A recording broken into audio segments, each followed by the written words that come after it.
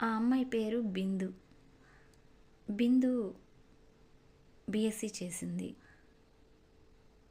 బిందుకి 24 సంవత్సరాలు. చాలా అందంగా ఉంటుంది. అందానికి తగ్గ అనుకో ఉంటుంది. మంచి మనసు. ఆ ఊరిలో వాళ్ళ నాన్నే పెద్ద రైతు.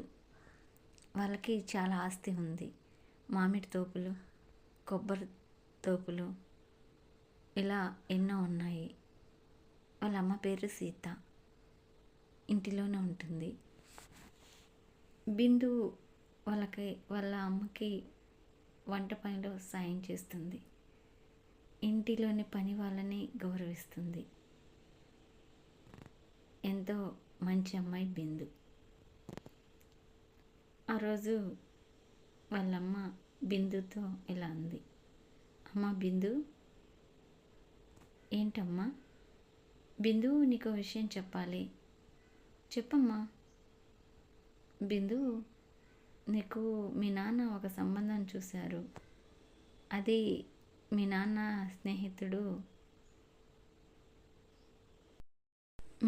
స్నేహితుడు ప్రసాదరావు గారు ఉన్నారు కదా, వాళ్ళకి బంధువులట. నిన్ను చూసుకోవడానికి వస్తామన్నారు. నీ అభిప్రాయం ఏంటి? అంది వాళ్ళమ్మ. అమ్మ, నాకు ఇప్పుడే పెళ్లి చేసుకోవాలని లేదమ్మా అంది బిందు. ఎందుకని? ఏ పెళ్ళి నీకు ఇష్టం లేదా? చెప్పు అంది వాళ్ళమ్మ. అది కాదమ్మా, నేను జాబ్ తెచ్చుకోవాలి, లైఫ్లో సెటిల్ అవ్వాలి అంది. చూడు బిందు, మనకి చాలా ఆస్తి ఉంది.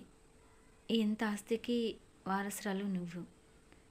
నీకు ఉద్యోగం చేయాల్సిన అవసరం లేదు. ఒక అమ్మాయి ఉద్యోగానికన్నా ఒక ఇల్లాలు అవ్వడం కూడా గొప్పతనమే. మంచి ఫ్యామిలీ నుంచి మంచి అబ్బాయి వస్తే కాదనకూడదు. ఆ అబ్బాయి చాలా మంచివాడంట.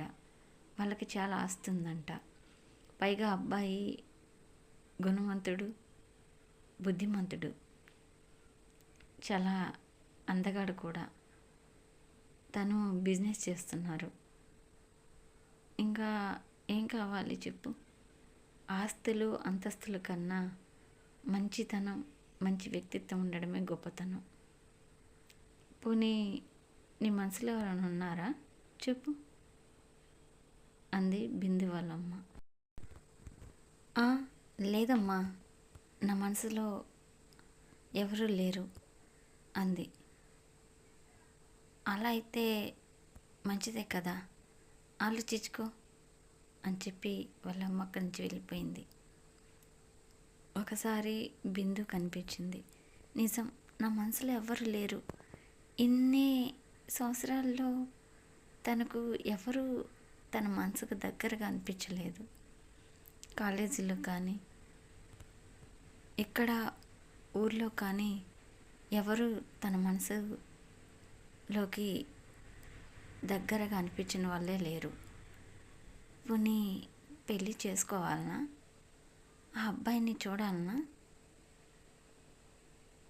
చూద్దాం, అమ్మ చెప్పిన విషయం ఆలోచిద్దాం అనుకుంది. ఇంతలో మళ్ళీ వాళ్ళ అమ్మ వచ్చింది. అమ్మ బిందు, అబ్బాయి ఫోటో చూస్తావా?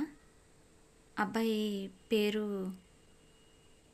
అని చెప్పబోయేలోకి, వద్దమ్మా, నేను అబ్బాయిని డైరెక్ట్గా చూస్తాను, ఫోటో వద్దు, పేరు కూడా అప్పుడే వింటాను అంది.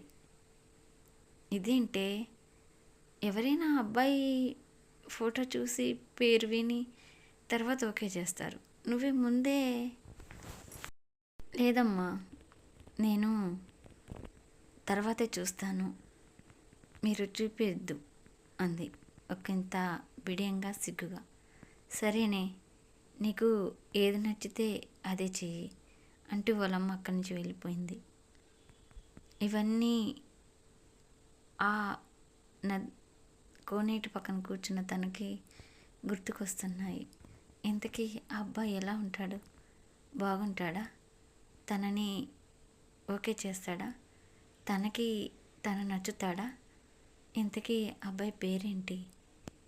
ఇవన్నీ ఈరోజు సాయంత్రం జరగబోయే పెళ్లి చూపుల్లో తెలుస్తుంది. కొంచెం బిడియంగా, కొంచెం సిగ్గుగా, కొంచెం భయంగా ఇలా ఆలోచిస్తూ ఉన్న తనకి ఎవరో పిలుపుతో ఈ లోకంలోకి వచ్చింది. ఏ బిందు, ఏంటే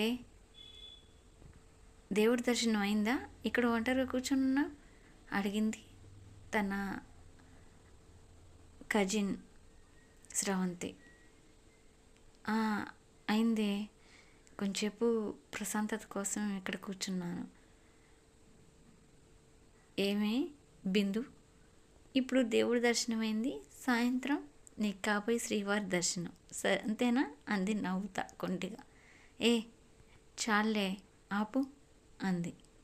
సరేలే, సాయంత్రం తమరికి జరగబోయే పెళ్లి చూపుల్లోకి మమ్మల్ని ఆహ్వానిస్తారా లేదో? అలా అనకే, నువ్వు లేకుండా నా పెళ్లి చూపులేంటి అంది. ఇంతకీ బిందు ఆ పెళ్లి చూపుల్లో బిందుకి అబ్బాయి నచ్చుతాడా? ఇంతకీ అబ్బాయి పేరేంటి? బిందుకి ఆ అబ్బాయికి పెళ్లి జరుగుతుందా? రేపటి భాగంలో తెలుస్తుంది. Please like and share, subscribe my channel అండి. మీ ఇచ్చే ఒక లైక్ నాకెంతో ఉపయోగపడుతుంది. ప్లీజ్ అండి.